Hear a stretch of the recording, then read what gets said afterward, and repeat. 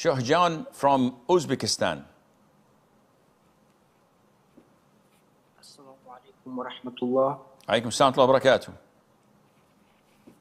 So I think you may already know this, but there is a famous Quran reciter that posted on social media that US opened the gates of hell to Iran. And then recently, he also posted a nasheed against Iran. He was posting political stuff.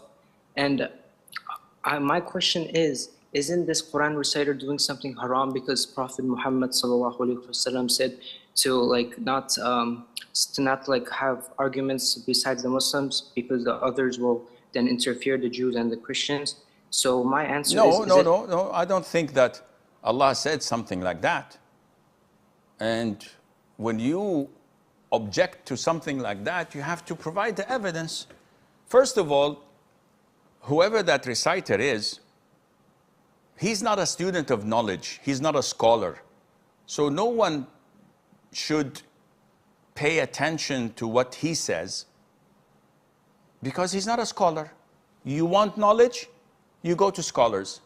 You don't go to a reciter that is a reciter by day and a nasheed artist by night. Especially if the nasheed has music on it. What kind of Quran are you reciting? Musical instrument is haram. And this is known to ignorant imbeciles on the street who don't even pray in the masjid. They know it's haram. So how dare you do such a thing? The conflict with Iran is something we Muslims did not initiate.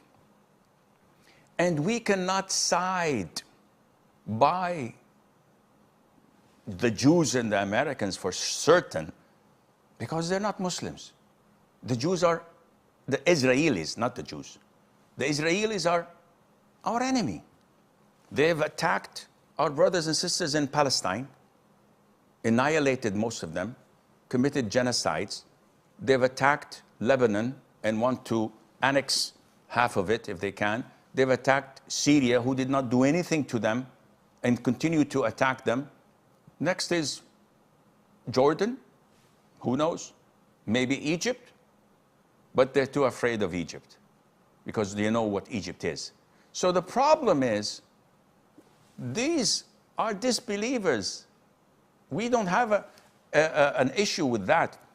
The issue is with Muslims coming to defend Iran, not knowing what Iran is. Oh, Iran is an Islamic country. What Islam are we talking about? I know Islam to be upholding the Quran and its teachings and upholding the Sunnah of the Prophet ﷺ. Is this the Islam they propagate? No, they have a different sect and cult. So is it similar? Actually, it's not. Because they have Qum and they have Najaf and they have these shrines where they worship the graves and they call upon Ali, upon Al-Hassan and Hussein. This is shirk. Yeah, but they say they're Muslims. Okay, what about the Quran? Actually, the Quran itself is not exactly similar to the one you 1.8 billion or 1.9 billion Muslims around the world read. They have a certain Quran, they call it Quran Fatima. Interesting. And they say that none of the one you have is included in it and it's 70 times bigger. This is blasphemous. Yes, but they say that this is not true. But it is found in Al-Kafi of the Kilini. It is found in their original books that they teach in their schools and universities. So either these books are fabricated and kufr, or they believe in it. What about the Sunnah? Actually, they don't believe in the teachings of the companions because they think that all the companions are disbelievers and apostates, except 4 or 5 of them. But the rest, the hundreds, the rest, they're all kafir. So, with all due respect, what Islam are they following? Do we advocate them being attacked? Definitely not. because we believe that the population, laymen, normal Muslims who are ignorant, who do not believe in such kufr, that the government, the Maulana, the La'natullah, and the rest, the scholars believe. The people, normal people, don't know what's happening. We feel for them. But with all due respect, when they bombard us in the Gulf, when they bombard Kuwait, Qatar, Bahrain, Emirates, Oman, and Saudi Arabia, for what? We've not laid a hand on you guys.